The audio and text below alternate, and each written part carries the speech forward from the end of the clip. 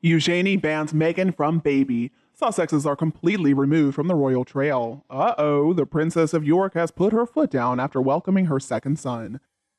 Thanks to the May 30th arrival of their second baby boy, Ernest George Ronnie, Princess Eugenie and her husband Jack Brooksbank are over the moon. Finally, they've got a little brother for 2-year-old August. Jack and I wanted to share the news that we had our little boy.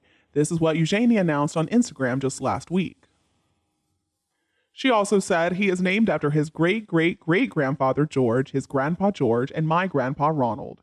Augie is loving being a big brother already. And now, friends of the excited couple claim the new addition to the British royal family has made the two of them even more protective of their growing family, which is not good news for Eugenie's friendship with her cousin Prince Harry and his evil wife Meghan. An insider explains Eugenie hasn't outright banned Harry and Meghan from seeing baby Ernest. That's not how the royals do it. But she extended no invitation for Harry to see the new little one while he was in London for the court case, nor does she have any plans to do so in the future. It's the equivalent of modern day ghosting. The insider went on to say that Eugenie is trying to remove herself from all the drama in the family, including that surrounding her father Prince Andrew and the Sussexes, particularly Meghan. According to the source, Eugenie is tired of having to deal with Meghan's games.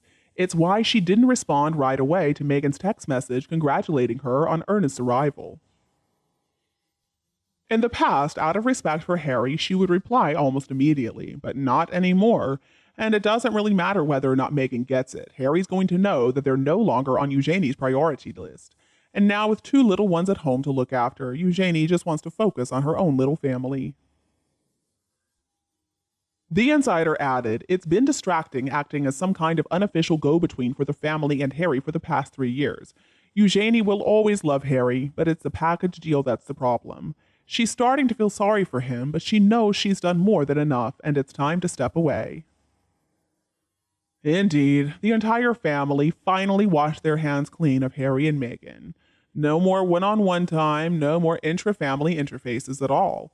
Harry and Meghan simply are not trustworthy. Meghan and Harry have done so much damage to the monarchy, and King Charles is just upset and bewildered and frustrated by the legal crusade that Harry launched against the British newspaper group and his continuous attacks on UK institutions. King Charles finds Harry and Meghan's rhetoric and their accusations against his royal relatives incredibly obnoxious. Harry and Meghan have lost the knack of what they can and cannot say, and there's nobody around to stop them at this point. It's incredibly embarrassing for the king to know that his son, a prince, is saying that the government is bad. Meghan and Harry have tried their best to bring down the monarchy, but they have only served to damage themselves.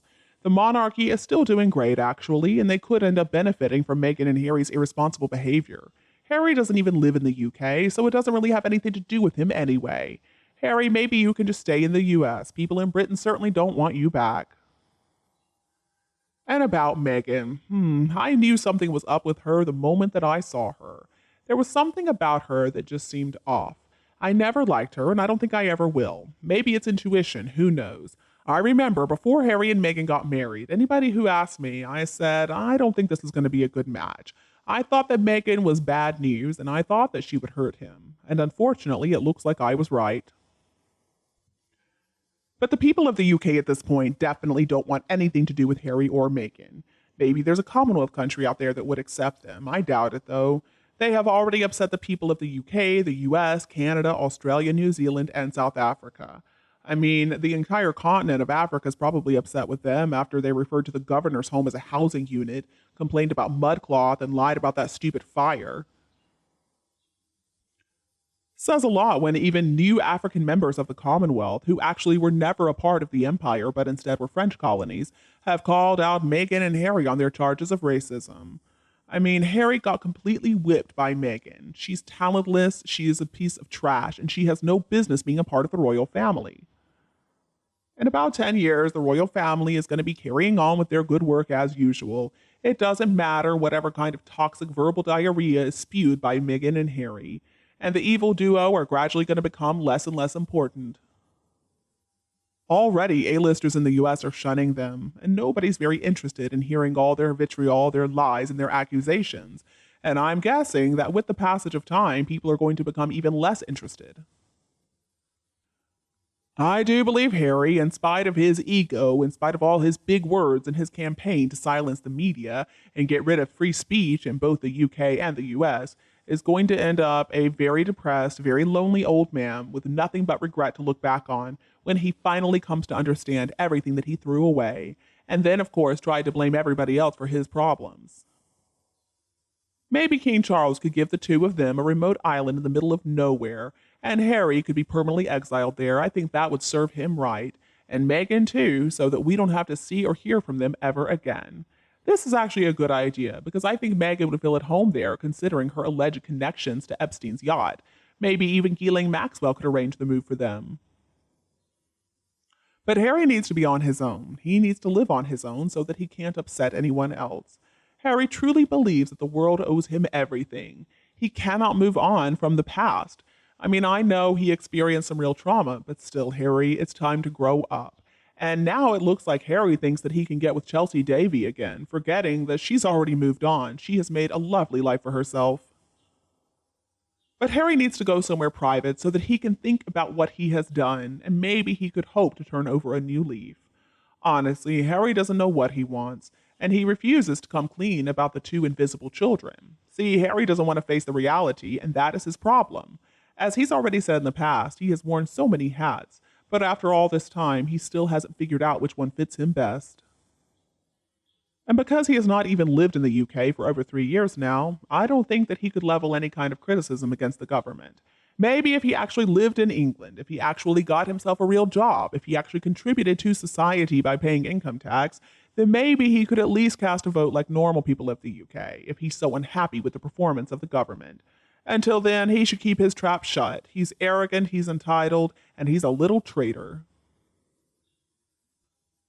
Looking back, it becomes clear to see how smart William and Catherine were to wait and give Catherine the chance to learn what she would be getting herself into. Let's remember, they met when they were very young at university, so waiting and maturing really helped them to get to know each other on a deeper level. But it's too bad that Harry didn't listen to William's advice when William suggested that he should slow down his relationship with Meghan a bit. Rushing into marriage is never a good idea. Now, if you have known your partner long enough to know for sure that you are a good fit, then okay, but you cannot rush these things. Charles and Camilla have worked so hard during their 18 years of marriage to help us understand what a compatible couple can really do for the monarchy. Now, Harry's made a lot of noise about being a scapegoat for his father and stepmother, but I don't believe a word he says. And you, what do you think about Harry and Meghan? Please tell me your opinion below in the comments section. If you think my video is useful, remember to like and share with your friends and relatives who would love it anytime you want. And don't be afraid to click the subscribe button to get more updates in the future. Thank you so much for tuning in, have a lovely weekend, and we'll be back to see you all tomorrow.